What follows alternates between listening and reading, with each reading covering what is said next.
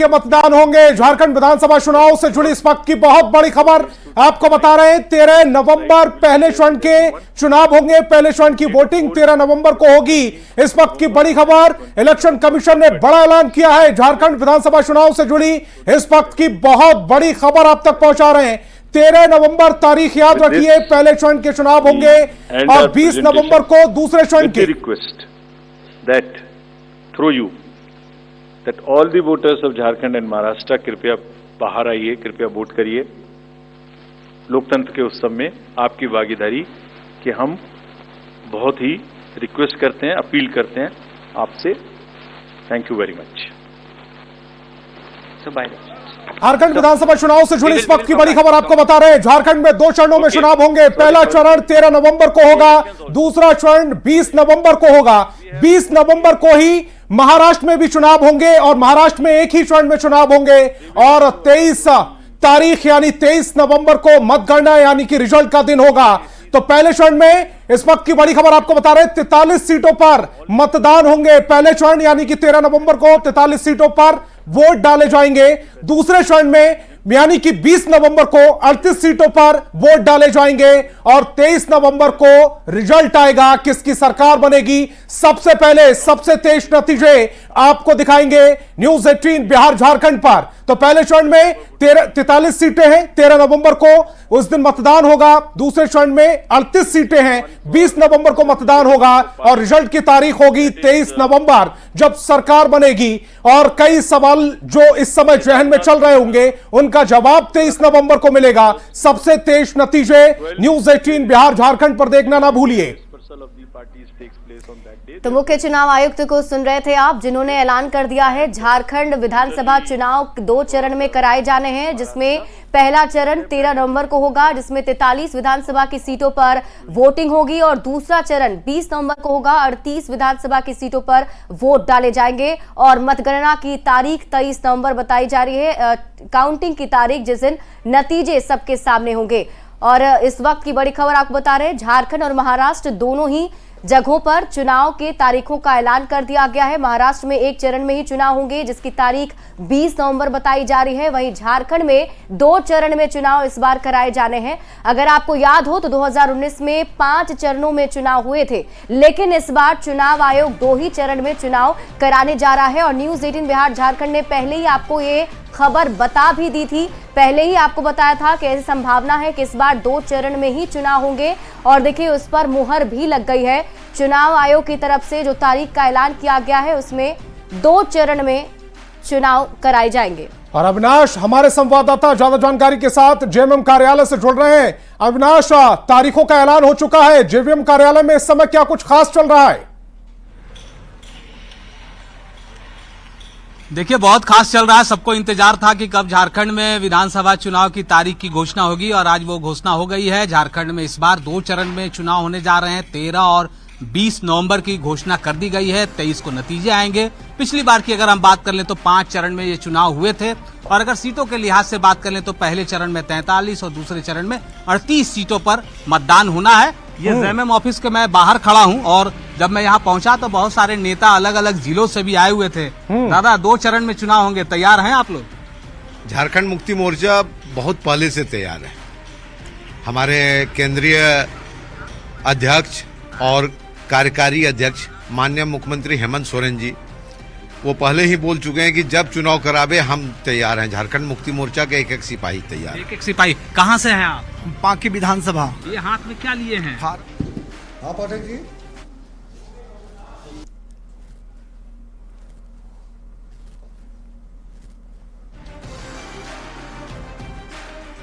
Congress alliance में चुनाव में लड़ा हूँ। इस बार तो भाई गठबंधन में पांकी किसके पास जाएगा ये देखना होगा। पहले तो इससे पहले कांग्रेस लड़ रही थी और ये 2 चरण में जो चुनाव हो रहे हैं इसका कितना फायदा या नुकसान आप किस रूप में देखते हैं? पहले 5 चरण में होते थे, इस बार 2 ही चरण में हो रहा है। पार्टी ने तो कहा था कि आप 1 चरण में ही करा लो। हमेशा झारखंड मुक्ति मोर्चा जमीन का पार्टी है, माँ और माटी का। 1 चरण में भी होगा तो जेवीएम का सिपाही लड़ने के लिए तो हो गया घोषणा 2 चरण। हाँ। तो हम लोग 2 चरण में चुनाव अच्छा से लड़ेंगे और चुनाव जीतेंगे भी। जीतेंगे दादा? हाँ बोला जाए।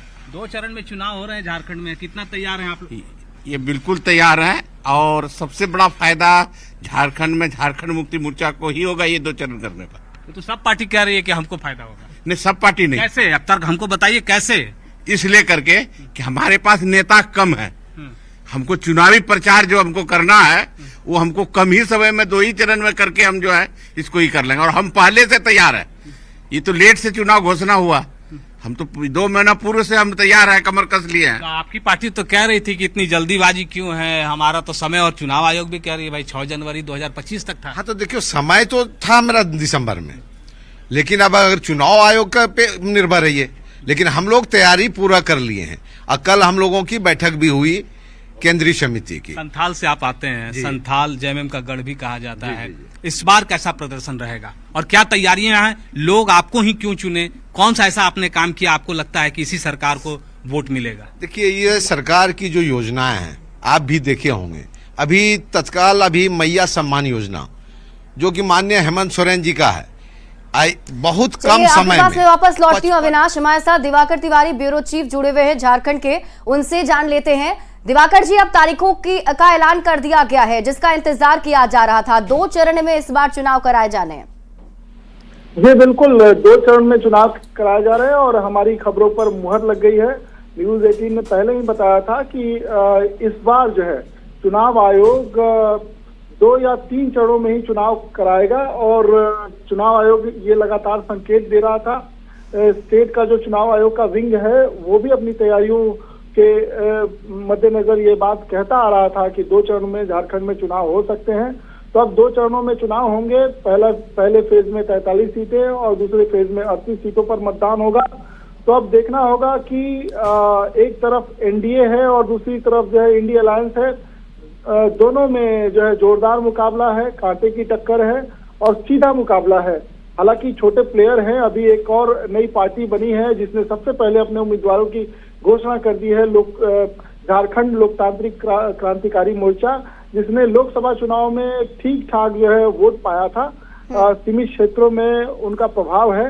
तो ऐसे में देखना होगा कि जो 2 महत्वपूर्ण गठबंधन चुनाव लड़ रहे हैं, किस गठबंधन के खाते में कितनी सीटें आएंगी। पहले से ही जेएमएम जो है सत्ताधारी गठबंधन इंडियन अलायंस का पार्ट है और उसके पास 30 सीटें हैं। तो इस बार जो है बीजेपी जिसे संथाल में और कोल्हान में खास तौर पे कामयाबी नहीं मिल पाई थी 2014 के मुकाबले, इस बार जो है बीजेपी ने इन 2 क्षेत्रों में जोरदार तरीके से तैयारी कर रही है और इन 2 क्षेत्रों में सेंधमारी भी बीजेपी ने किया है। लोकसभा चुनाव से पहले उसने शिबू सोरेन परिवार की जो महत्वपूर्ण नेता है, शिबू सोरेन की पुत्रवधू रही हैं सीता सोरेन, उनको अपने पाले में लाया। हालांकि लोकसभा चुनाव जीत नहीं पाई है, लेकिन इस बार चर्चा है कि वो चुनाव मैदान में उतरेंगी। तो दूसरी तरफ कोल्हान क्षेत्र की बात करें तो कोल्हान क्षेत्र में पूर्व मुख्यमंत्री चंपई सोरेन को अपने पाले में बीजेपी ने खींच लिया है और कद्दावर नेता गीता कोड़ा और मधु कोड़ा को भी जो है बीजेपी ने शामिल कराया है। तो बीजेपी को उम्मीद है कि जो कोल्हान की कुल 14 सीटें हैं, जिसमें आदिवासियों के लिए 9 सीटें आरक्षित हैं, 14 सीटों में बीजेपी को पिछले 2019 के चुनाव में खासी कामयाबी नहीं मिल पाई थी और बीजेपी जो है सिफर पर ही सिमट गई, यानी कि 0 सीटें, कोई भी सीट हासिल नहीं। ठीक है, बिल्कुल। अगर दिवाकर जी, अगर हम ऐसे देखें अभी फिलहाल, तो क्या कुछ रिएक्शन अब तक सामने आ पाया किसी भी पार्टी का? किस तरीके से जो ऐलान हुआ है उसको वो लोग देख रहे हैं?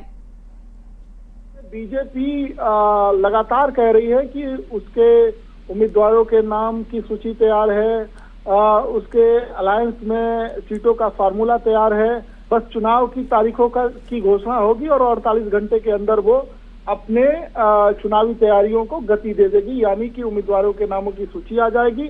और आज महत्वपूर्ण बैठक हो रही है दिल्ली में। चलिए ठीक है दिवाकर जी, मैं आपके पास वापस लौटती हूँ। हमारे साथ रमाकांत महतो जी, बीजेपी प्रवक्ता, जुड़ चुके हैं। जिसका इंतजार कर रहे थे आप लोग, वो तारीखों का ऐलान हो चुका है। अब रमाकांत जी, 2 चरणों में चुनाव होंगे, 13 और 20 नवंबर बताया जा रहा है। जी, हम बधाई देते हैं चुनाव आयोग को कि उन्होंने झारखंड में चुनावी उद्घोषणा कर दी और भारतीय जनता पार्टी इस बार प्रचंड बहुमत से झारखंड में सरकार बनाएगी। जिस तरीके से झारखंड मुक्ति मोर्चा की सरकार ने 5 सालों में जनता के सपनों को चूर चूर करने का काम किया है, युवाओं के सपने को चूर चूर किया है, किसानों के सपने को चूर चूर किया है, यानी पूरी झारखंड को इन्होंने केवल और केवल भ्रष्टाचार दिया और लूटने का काम किया है। उसका जवाब इस बार झारखंड की जनता इस सरकार को देगी। इसलिए इन्होंने अंतिम समय में जब इस सरकार सांसें गिन रही थी तो आनन फानन में इन्होंने मैया योजना लेकर के आई और वो योजना भी इनका असफल रहा, और अबुआ आवास योजना भी इन्होंने लेकर के आई, वो योजना भी इनकी असफल रही। इसके पहले इन्होंने जितने भी वादे किए थे चुनाव के पहले या चुनाव के बाद, एक भी वादे इन्होंने पूरे नहीं किए।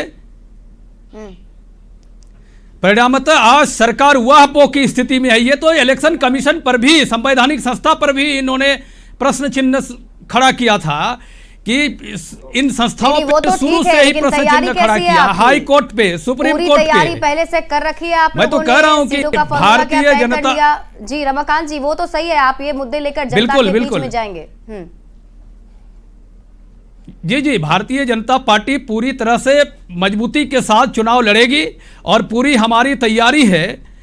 और हम तीन पार्टियां, विशेष करके एनडीए की जो मुख्य घटक दल है यहाँ पे, जनता दल यूनाइटेड और आजसू पार्टी, भारतीय जनता पार्टी, तीनों पार्टियां मिलकर के पहले भी चुनाव लड़ी है झारखंड में और इस बार भी चुनाव लड़ेगी और 2/3 बहुमत से सरकार भी बनाएगी। तो सीटों का फॉर्मूला तय हो चुका है आपका और कैंडिडेट के नामों के भी ऐलान अब धीरे धीरे कर लिए जाएंगे। कब तक ऐलान कर सकते हैं आप? जी, आज चूंकि दिल्ली में केंद्रीय चुनाव समिति की भारतीय जनता पार्टी की बैठक है और उसके बाद संसदीय बोर्ड की बैठक होगी और अलायंस पार्टी के साथ हमारी बैठक पहले ही हो चुकी है। हमने सीटों का एक स्तर से बंटवारा कर लिया है अलायंस पार्टी से। अब भारतीय जनता पार्टी का जो फार्मूला है उस आधार पे अब हमारी केंद्रीय समिति की बैठक आज दिल्ली में है और उसके बाद संसदीय बोर्ड की बैठक में हम नामों का ऐलान कर देंगे। ठीक है रमाकांत जी, हमारे साथ जेएमएम के प्रवक्ता भी जुड़ रहे हैं, मंडल साहब हमारे साथ जुड़ रहे हैं। मंडल जी, तारीखों का ऐलान हो चुका है, 13 को पहले चरण की वोटिंग है और उसके बाद 20 तारीख को दूसरे चरण की वोटिंग है। आप किस तरह से देख रहे हैं, आपकी तैयारियां कितनी हैं? क्या आप संतुष्ट हैं 2 चरणों में चुनाव को लेकर जिस तरह से तारीखों का ऐलान किया गया, या आप उम्मीद कर रहे थे कि जैसे पिछली बार 5 चरणों में चुनाव हुए थे उस तरह का कुछ रिजल्ट देखने को मिलेगा आपकी तरफ से? आप ये सोच रहे थे कि 5 चरणों में चुनाव होगा या आपने माना था कि 2 चरणों में होगा? देखिए, सबसे पहले तो न्यूज़ 18 बिहार झारखंड के सभी दर्शकों को झारखंड मुक्ति मोर्चा के तरफ से हम जोहार करना चाहेंगे और आपके माध्यम से पूरे देश को एक संवाद देना चाहेंगे कि आज झारखंड मुक्ति मोर्चा और हमारी गठबंधन की हेमंत सरकार हर स्थिति से लड़ने के लिए हर समय में तैयार रहा है और हम झारखंड के अंदर में अपने सांगठनिक स्वरूप से लेकर के बूथ कमेटी तक के सारे कार्यों को हम एक अच्छे तौर पर उसकी तैयारी हम कर चुके हैं और हम लोग किसी भी समय में चुनाव के लिए तैयार थे और तैयार हैं। हाँ, हम लोग तो ये चाहते थे कि और यदि जिस तरह से हमारी हेमंत सोरेन सरकार जनहित के एक से एक काम लगातार कर रहे हैं, हम लोग तो चाह रहे थे कि दिसंबर के बाद ही अगर चुनाव हो तो और हम बीजेपी के जो मंसूबा है उसको सुपड़ा उनका हम साफ कर सके। लेकिन फिर भी जब इलेक्शन कमीशन ने ये निर्णय लिया है कि आपका 13 नवंबर और 20 नवंबर 2 चरणों में झारखंड में चुनाव करना है, तो हम झारखंड मुक्ति मोर्चा पार्टी के तरफ से इलेक्शन कमीशन को धन्यवाद देते हैं और साथ ही साथ खुशी जाहिर करते हैं कि एकदम लोकतंत्र के इस चुनावी पर्व में हम पूर्ण रूपेण तैयार हैं और हम जनता के बीच में हमारे हेमंत सोरेन ने जिस तरह से कार्य करके दिखाया है वो आने वाले विधानसभा के चुनाव में खास करके 23 नवंबर को जो आपका रिजल्ट होगा उस दिन पूरे देश के सामने होगा कि भारतीय जनता पार्टी का झारखंड से सुपड़ा साफ होगा। भारतीय जनता पार्टी का 23 तारीख को सुपड़ा साफ का ये कह रहे हैं आप, लेकिन कांग्रेस के साथ आपका जो अलायंस है उसमें सीटों का बंटवारा हो गया है और क्या जो कांग्रेस की तरफ से कहा जा रहा था कि अगर सीट जो उनकी बढ़ेंगी तो उसमें सीएम की भी जो 50-50 यानी कि 2.5 साल सीएम वाला जो फॉर्मूला का जिक्र चल रहा था वो भी होगा, इन सब पे बातचीत हो गई? ये सारे सगुफे हैं। आप ये जानते हैं कि पिछले 2019 के चुनाव से पहले भी राष्ट्रीय कांग्रेस ने हेमंत सोरेन को मुख्यमंत्री का चेहरा माना और झारखंड का चुनाव लड़ा, और इसमें कहीं से कुछ एक बड़े भाई की भूमिका में झारखंड मुक्ति मोर्चा रहेगी और हमारे गठबंधन के अंदर में घोषणा हो जाएगी।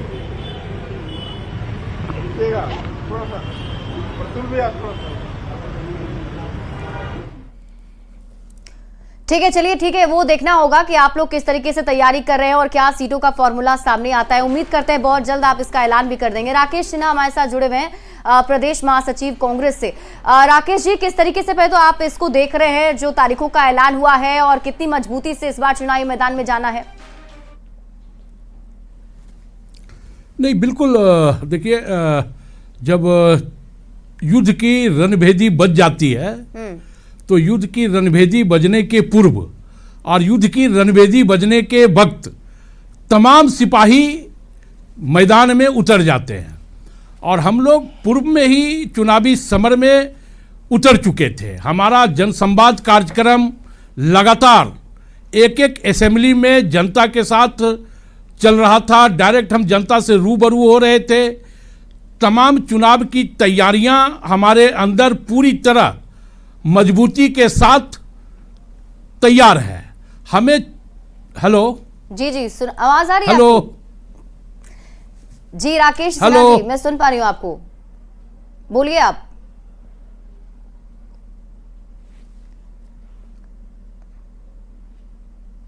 जी आपकी आवाज आ रही है।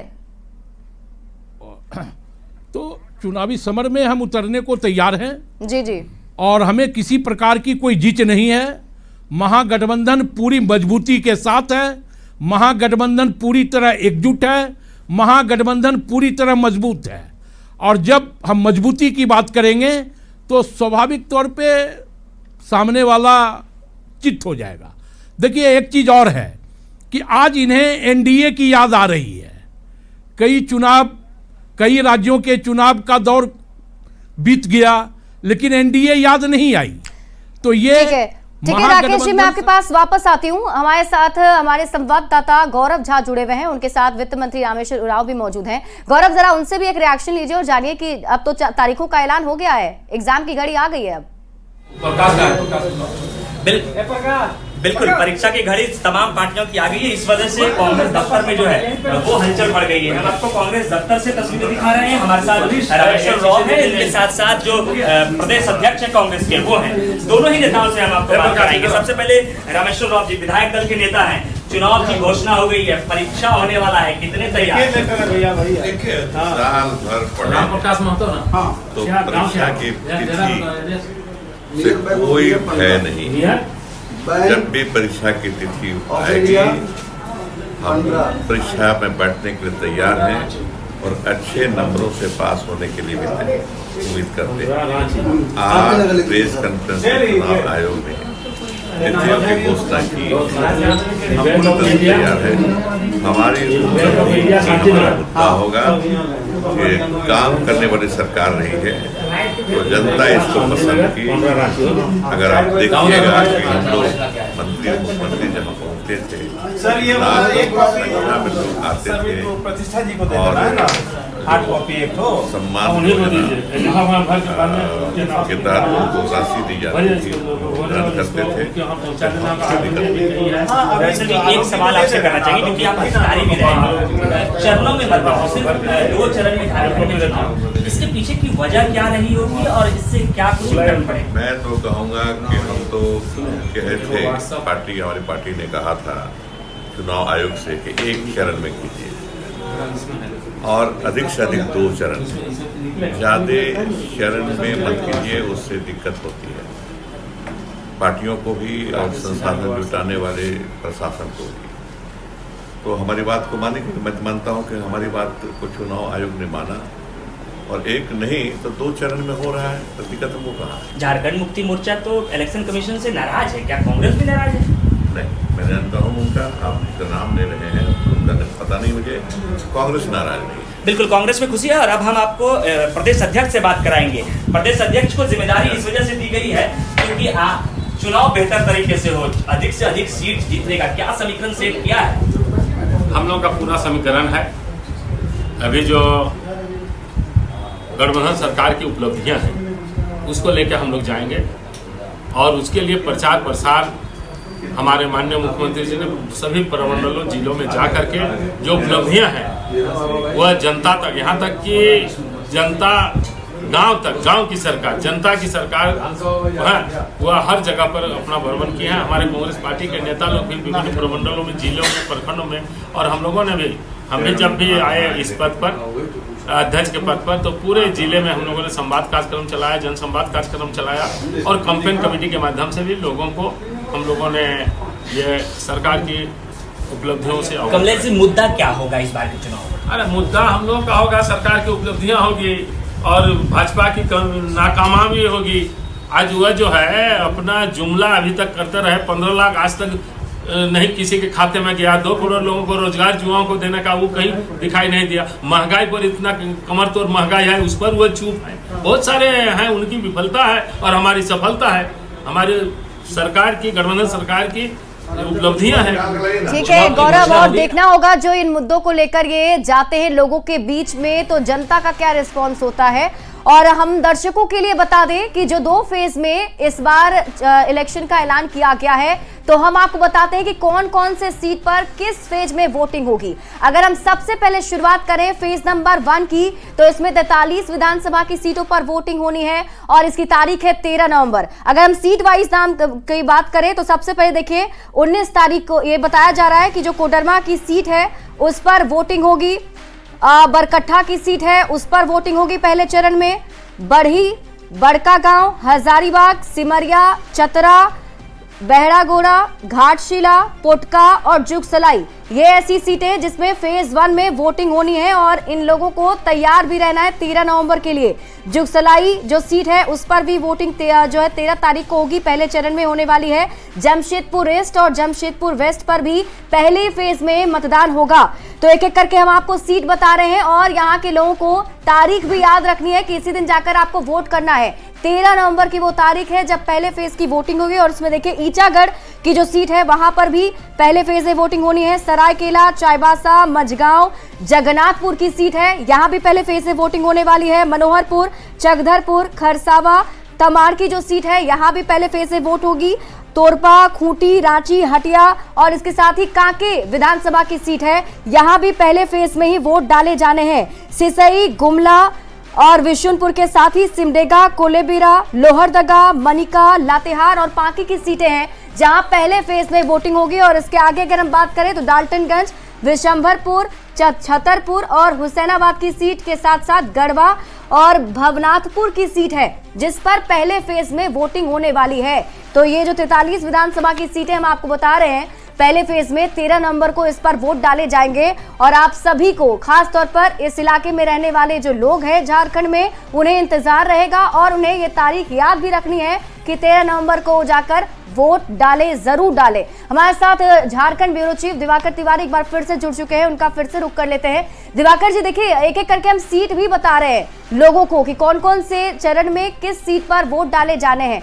जनता के मिजाज की अगर हम बात करें तो, क्योंकि आप ग्राउंड जीरो पर भी गए हैं, तो झारखंड विधानसभा चुनाव को लेकर जनता का क्या रुख इस बार आपको देखने को लग रहा है?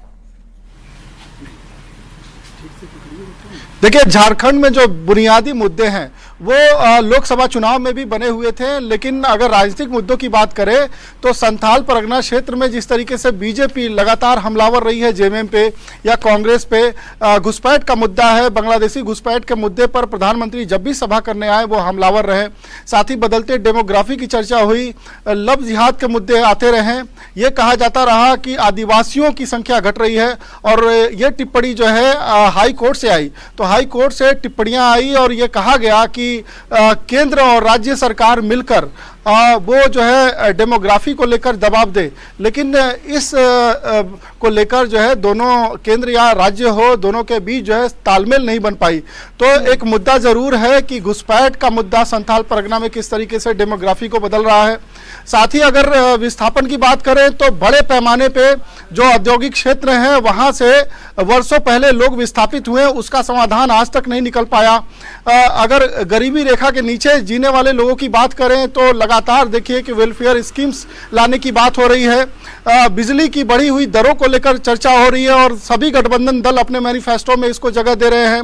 वेलफेयर स्कीम्स को लेकर जो है चर्चा हो रही है और अभी देखिए मैया योजना और गोगो दीदी योजना को लेकर किस तरीके से बीजेपी और जेएमएम के बीच जो है राजनीतिक जो है तनातनी बनी हुई है और एक दूसरे के खिलाफ इलेक्शन कमीशन जाते रहे हैं दोनों दल। अब देखना होगा कि चुनाव आचार संहिता के बाद जो है दोनों दल किस तरीके से इन मुद्दों पर जो है आक्रामक होंगे। लेकिन बुनियादी जो मुद्दे हैं, झारखंड में कई ऐसे क्षेत्र हैं जो रेलवे लाइन अभी अभी आई है, तो झारखंड में 24 साल गठन के हो गए और झारखंड अगर शहरीकरण की बात करें, अभी अभी इलेक्शन कमीशन से जो डेटा आया उसमें 20,000 से ज़्यादा जो है पोलिंग बूथ वो ग्रामीण क्षेत्र के हैं और करीब केवल 5,000 जो पोलिंग बूथ है वो अर्बन क्षेत्र में है। तो यानी कि शहरीकरण बहुत कम हुआ है।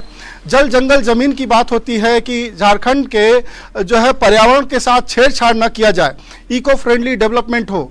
जो आज़ादी से पहले यूनिट लगे थे या आज़ादी के ठीक बाद जो है यूनाइटेड बिहार में यूनिट लगे थे, औद्योगिक क्षेत्र लगे थे और उसका विकास हुआ था, शहरीकरण हुआ था, झारखंड ज्यों का त्यों ठहरा हुआ है। तो झारखंड के लोग इन बुनियादी मुद्दों पर बातचीत कर रहे हैं, रोजगार के मुद्दों पर बातचीत कर रहे हैं, महंगाई के मुद्दों पर बातचीत कर रहे हैं। तो अब सरकारों को जवाब देना होगा। कई सरकारें आई और गई और ये दुर्भाग्य है कि 24 साल में कई मुख्यमंत्री देख लिए, केवल एक ही मुख्यमंत्री अपना टर्म पूरा कर पाया 5 साल का। तो राजनीतिक अस्थिरता रही और इसका नतीजा यह है कि झारखंड जो है कई मानकों में पीछे है, पिछड़ा हुआ है। तो अब झारखंड को आगे करना है और यही लोकतांत्रिक का महापर्व है जब जनता अपने मताधिकार का प्रयोग करती है, अपने लिए अच्छे प्रतिनिधि चुनती है, अपने लिए अच्छी सरकार चुनती है कि वो सरकार चुन कर आए और फिर उसके बाद एक एक करके उनके मुद्दों का समाधान निकाले, समस्याओं का समाधान निकाले। झारखंड में समस्याओं की कमी नहीं है और हर बार जो है मैनिफेस्टो में कई बातें आती हैं, मुद्दों की बात होती है, राजनीतिक गहमा गहमी में वो मुद्दे प्राइमरी लेवल पे जो है डेवलपमेंट के मुद्दे चलते हैं और फिर उसके बाद जो है कई मुद्दे आते हैं, रिजर्वेशन के मुद्दे आ गए, घुसपैठ के मुद्दे आ गए, सरना रिलीजियस कोड के मुद्दे आ गए। तो स्थानीयता आधारित जो है नियुक्तियों की बात होने लगी कि स्थानीय कौन है इसको डिफाइन करे। पिछली सरकार 85 का कट ऑफ करके गई तो नई सरकार ने जो है एक बिल पास कराया, उसने कहा कि 1932 से जो पहले हैं उन्हें जो है स्थानीय माना जाए और उन्हीं को ही तृतीय और चतुर्थ वर्ग की नौकरियों में जगह दी जाए। तो तमाम मुद्दे हैं और इन मुद्दों पर जो है जनता मुखर है और लोगों से हिसाब किताब लेगी और सरकार को भी हिसाब किताब देना होगा। और विपक्ष में जो लोग हैं उनकी भी जवाबदेही बनती है कि आप गंभीर मुद्दों पर कितना सरकार को घेरने की कोशिश किए। विधानसभाएं जो है जो चलती हैं तो छोटे जो है सत्र चलते हैं और उसमें हंगामा होता है। तो ये तमाम मुद्दे अब होंगे चुनावों के मैदान में और इन मुद्दों पर जनप्रतिनिधियों को जवाब देना होगा, उम्मीदवारों को जवाब देना होगा। लेकिन दिवाकर जी, अगर देखा जाए कि चुनाव में, ठीक है, चलिए दिवाकर जी आपके पास में वापस लौटूंगी। हमारे साथ विभा हमारी सहयोगी न्यूज रूम से जुड़ी हुई है, उनके पास कुछ अहम जानकारी है। क्या अपडेट है विभा? बिल्कुल शिप्रा, तो 2 चरणों में झारखंड में इस बार विधानसभा के चुनाव होने जा रहे हैं। 13 नवंबर तैयार हो जाइए, आपको अपने पोलिंग बूथ तक जाकर वोट डालना है। 20 नवंबर आपको पोलिंग बूथों तक पहुंचना है क्योंकि चुनाव आयोग ने पुख्ता तैयारी सुरक्षा इंतजामों के साथ की है। पहले फेज में किन किन जगहों पर चुनाव हैं जहां के वोटर्स को बड़ी संख्या में सुरक्षा इंतजामों के बीच पोलिंग बूथों तक पहुंचकर अपने वोट को कास्ट करना है, जरा वो भी जान लीजिए। इनमें कोडरमा, बरकट्ठा, बरही, ये वो तमाम जगह हैं जहां पर फर्स्ट फेज में चुनाव होने वाले हैं। एक एक फेज और उन सीटों की जानकारी इस वक्त आपके टीवी स्क्रीन पर न्यूज 18 बिहार झारखंड दे रहा है। विधानसभा की सीट कोडरमा, पहला चरण 13 नवंबर को और इस सीट पर आपको जाकर वोट कास्ट करना है। बरकट्ठा, एक एक वो सीट जो इस वक्त हम जानकारी दे रहे हैं। बरही, बड़कागांव, हजारीबाग, सिमरिया, चतरा और कौन सी सीट रिजर्व सुरक्षित सीट है वो भी जान लीजिए, जिसमें बहरागोड़ा, घाटशिला ये एसटी सीट है, कोटका एसटी सीट है, जुगसलाई एससी सीट है, जमशेदपुर ईस्ट और जमशेदपुर वेस्ट। यहाँ पर क्यों चुनौती बहुत खास हो जाएगी, क्यों ये सीट बहुत महत्वपूर्ण हो जाएगा वो भी हम आपको बताएंगे। इचागढ़, सरायकेला, चाईबासा, मझगांव, जगन्नाथपुर, मनोहरपुर, चक्रधरपुर, खरसावां, तमाड़, तोड़पा, ये वो सीटें हैं जहां पर फर्स्ट फेज में यानी कि 13 नवंबर को सबसे पहले वोट डालते हुए यहां के वोटर दिखेंगे। इस बार बहुत कुछ बदला है। यह भी कहा गया कि भाई लंबी कतारों में खड़े होने वाले लोगों को दिक्कत होती थी। चुनाव आयोग ने इस दिक्कत को समझा है और इसीलिए अब जो आप कतारों में खड़े होंगे तो वहां पर कुछ दूरी पर कुर्सियां लगाई जाएंगी ताकि आपको सहूलियत मिल सके। अगर आपकी उम्र 80 साल से ज्यादा है तो आपके घर तक निर्वाचन आयोग के जो अधिकारी हैं वो पहुंचेंगे और वहां पर जाकर आपसे आपका वोट कास्ट करवाया जाएगा। ये तब्दीली जो है इस बार की गई है। चुनाव आयोग ने साफ तौर पर कहा कि पहले आपका क्षेत्र जान लीजिए कौन, हालांकि अर्बन और रूरल जिसकी चर्चा हम बार बार कर रहे हैं कि अर्बन क्षेत्र जो है बहुत कम संख्या है, तकरीबन 5,000 के आसपास ही यहाँ पर अर्बन क्षेत्र हैं। रूरल से की संख्या जो है वो तकरीबन 24,512 के आसपास बताई गई और यानी कि ग्रामीण क्षेत्रों में सबसे ज्यादा वोटर जो है वो हैं और उन वोटरों को पोलिंग बूथ तक लाना, 2 किलोमीटर के अंदर ही आपके पोलिंग बूथ बनाए जाएंगे, ये सुनिश्चित किया गया है। विधानसभा की सीटें पहले चरण में जिन जिन सीटों की हम चर्चा कर रहे हैं, घाटशिला एसटी सुरक्षित सीट पहला चरण 13 नवंबर जहां पर आप वोट डाल पाएंगे। वहीं पोटका एसटी सीट है पहला चरण 13 नवंबर। जुगसलाई की बात करें तो जुगसलाई एससी सीट है और यहां पर भी पहले ही चरण में वोटिंग होगी। जमशेदपुर पूर्वी की बात कर लें तो जमशेदपुर पूर्वी में भी पहले चरण में ही वोटिंग होगी। पहला चरण 13 नवंबर, ये वो तारीख है जब आप अपना वोट कास्ट कर पाएंगे। जमशेदपुर पश्चिम, ये दोनों ही जो हैं वो फर्स्ट फेज में ही पड़ने वाले ही सीट है। सरायकेला जो सीट है वो भी सुरक्षित सीट है, एसटी सीट है और ऐसे में यहाँ पर भी पहले चरण में ही आपको वोट डालना है। ये आपके पहले चरण की यानी कि 13 नवंबर की सीट है। चाईबासा की बात कर लें, कोल्हान की सीटें बहुत इस बार खास रहने वाली हैं, ये भी एसटी सीट, सुरक्षित सीट। मझगांव सीट की बात करें तो ये भी एसटी सुरक्षित सीट है और यहाँ पर भी पहले ही चरण में वोट आपको डालना है अगर आप इस सीट से आते हैं। तो जगन्नाथपुर की बात करें तो जगन्नाथपुर भी एसटी सीट है यानी कि सुरक्षित सीटों में ये सीट शामिल है। इन सीटों में मनोहरपुर सीट की बात करें, पहला चरण 13 नवंबर, इस 13 नवंबर को ही यहाँ पर पोल आपको करना है, आपको जाकर अपने पोलिंग बूथों पर वोट कास्ट करना है। चक्रधरपुर की अगर हम बात करें, चक्रधरपुर सीट भी फर्स्ट फेज में ही शामिल की गई है। इस सीट में आपको वोट डालना है 13 नवंबर को। खरसावां की बात कर लें, खरसावां भी 13 नवंबर पहले फेज में ही है। तमाड़ की सीट की बात करें, तमाड़ सीट भी अपने आप में बहुत महत्वपूर्ण और खास है और इन सीटों में क्या है खास वो भी हम आपको बताएंगे, लेकिन फर्स्ट फेज में ये आती हैं सीटें। तोरपा की बात कर लें तो तोरपा भी फर्स्ट फेज में ही सीट शामिल की गई है। खूंटी, ये भी सीट फर्स्ट फेज में यानी कि 13 नवंबर को ही यहां पर पोल होगा, आपको अपना वोट डालना है। रांची सीट की बात कर ले, रांची सीट अपने आप में बेहद हाई प्रोफाइल सीट और इस सीट से भी अगर आप ताल्लुक रखते हैं, यहां से अगर आप आते हैं तो आपको हर काम छोड़कर पहले फेज में फर्स्ट फेज यानी कि 13 नवंबर यहां जाकर आपको वोट करना है। हटिया सीट फर्स्ट फेज में ही शामिल है, 13 नवंबर को ही हटिया सीट पर भी चुनाव होंगे। और कांके की बात कर लें तो ये एससी सीट है। इन सुरक्षित सीटों की जब हम बात करते हैं तो क्यों ये सुरक्षित सीट हो जाती हैं वो कैलकुलेशन भी हम आपको समझाएंगे, लेकिन जान लीजिए 13 नवंबर जो फर्स्ट फेज झारखंड का है, 2 चरणों में झारखंड में चुनाव इस बार होने जा रहे हैं।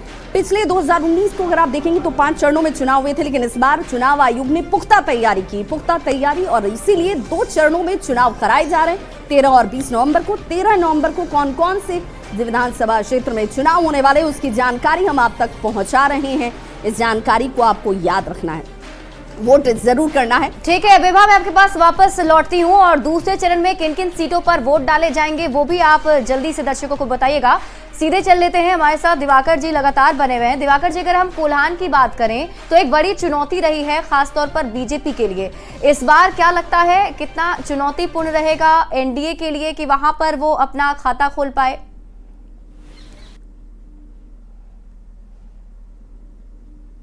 पूर्ण हो गया है क्योंकि पिछली बार एनडीए को एक भी सीट हासिल नहीं हुई और मुख्यमंत्री जो थे तत्कालीन मुख्यमंत्री सरयू रघुवर दास, जिनको उनके ही कैबिनेट के मंत्री सरयू राय ने निर्दलीय उम्मीदवार के तौर पे चुनाव हरा दिया। तो ऐसे में काफ़ी महत्वपूर्ण हो जाता है कि मुख्यमंत्री भी अपनी सीट नहीं बचा पाए और बीजेपी को किसी भी सीट पर जो है जीत नसीब नहीं हुई और जेएमएम 11 सीटों पर जीत हासिल की।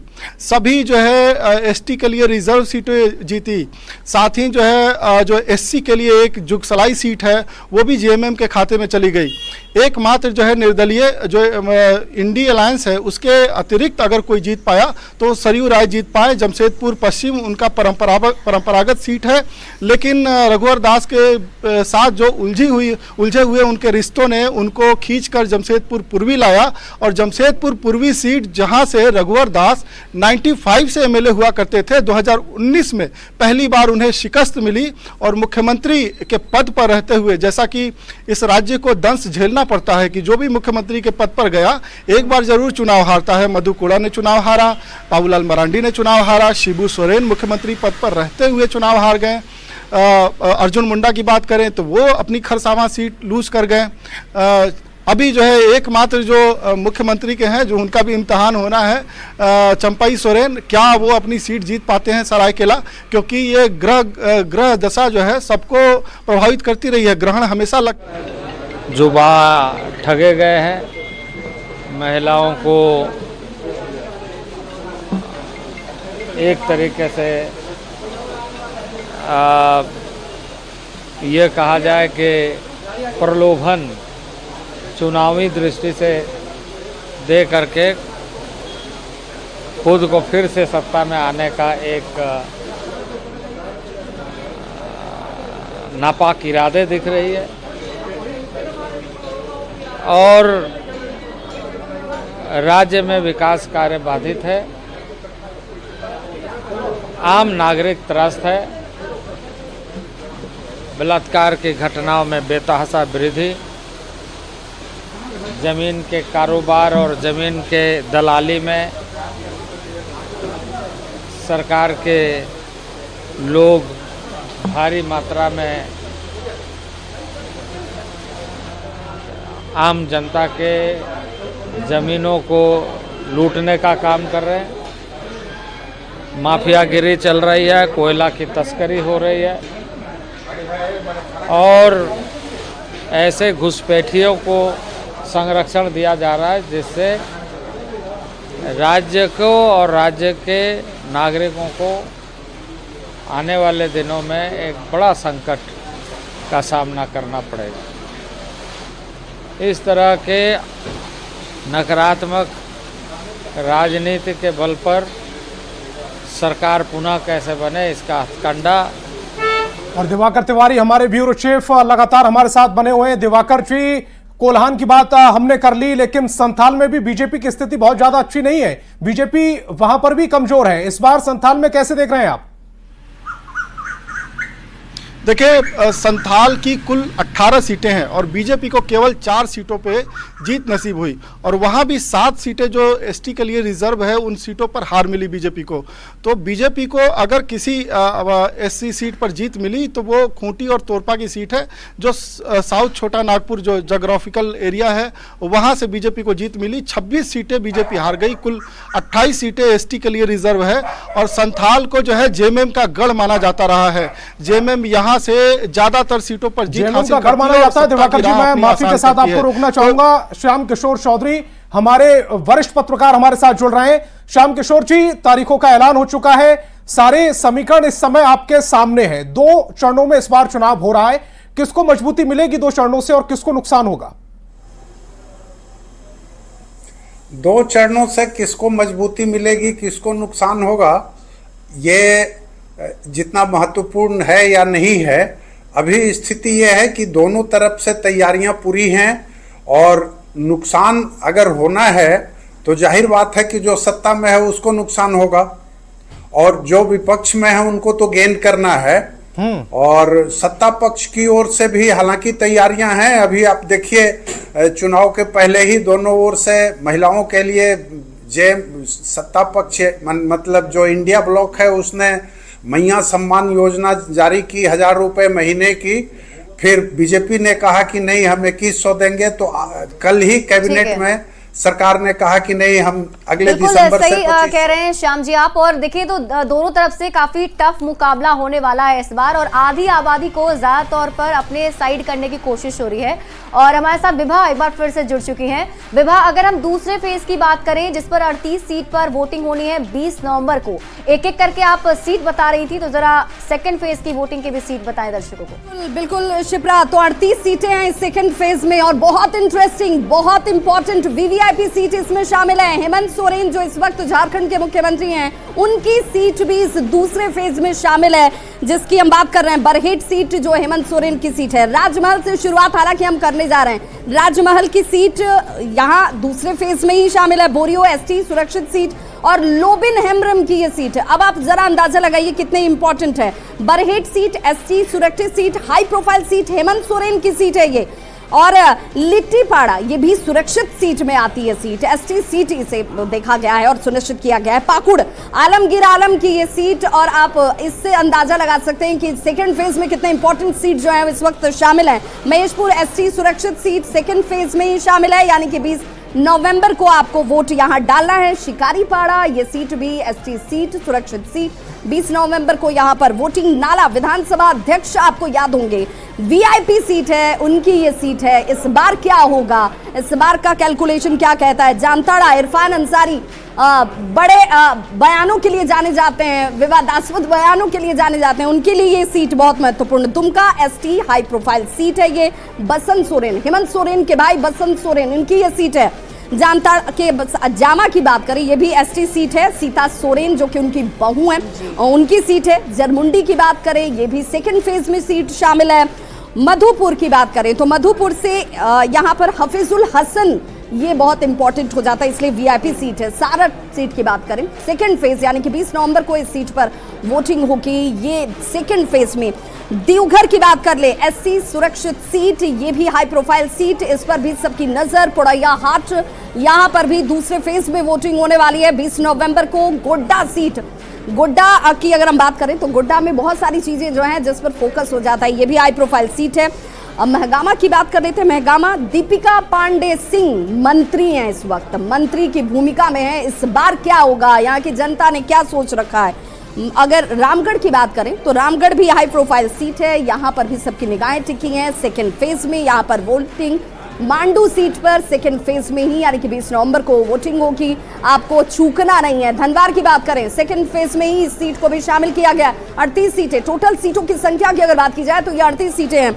वहीं साथ ही साथ अगर बगुड़ की बात करें तो वो भी सेकंड फेज में ही शामिल की गई है। जमुआ में भी सेकंड फेज में ही 20 नवंबर को पोल है, और आपको पोल करने के लिए, अपना वोट का इस्तेमाल करने के लिए जरूर जाना है। गांडे की बात कर, गांडे सीट कल्पना सोरेन की सीट है। आपको याद होगा उपचुनाव में जीत दर्ज की कल्पना सोरेन ने एक बार, अब इस बार विधानसभा के चुनाव। कल्पना सोरेन की किस्मत का फैसला, क्या करती है जनता। गिरिडीह की बात करेंगे, ये भी सेकंड फेज में सीट शामिल की गई है, और ये वो तमाम सीटें जो सेकंड फेज में आ रही हैं 38 सीटों में, वो कौन कौन सी सीट है आपके सामने इस वक्त जानकारी। डुमरी की सीट जो है वो भी सेकंड फेज में है। गोमिया की सीट की बात करें, गोमिया को भी सेकेंड फेज में शामिल किया गया है। बेरमो में भी जिन कोयलांचल के इलाकों की हम बात करते हैं उनमें बहुत सबसे ज्यादा फोकस इस बार पार्टियों की तरफ से डाला जा रहा है। बोकारो की बात करें, इस्पात सिटी कहा जाता है इसे, इसकी पहचान इस रूप में होती है, और इस बार यहाँ के लोगों के मन में क्या है ये भी देखना होगा। चंदन क्यारी, यहाँ पर भी पलायन जो एक बहुत बड़ी समस्या यहाँ की रही है, लेकिन इस बार क्या लोगों के सामने ये मुद्दा है। सिंदरी की बात करेंगे, हाथ कारखाना, लोगों के जहन में ये तमाम चीजें जो हैं वो चलती रहती हैं। इस बार क्या होने वाला है ये देखना बहुत महत्वपूर्ण होने वाला है।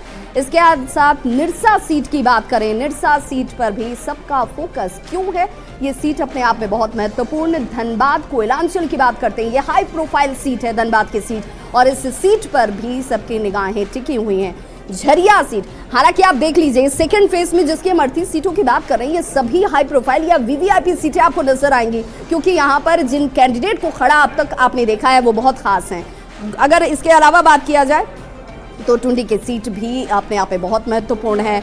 और क्या होने वाला है 20 नवंबर को, 23 तारीख को रिजल्ट सामने होगा, जब जनता जनार्दन का जनादेश आपके सामने आ जाएगा। बाघमारा सीट की बात करें तो बाघमारा सीट को भी सेकंड फेज में ही शामिल किया गया है, यानी कि 20 नवंबर को आप अपना वोट कास्ट करेंगे अगर आप इन इलाकों में रहते हैं, आप यहाँ अगर रहने वाले लोग हैं।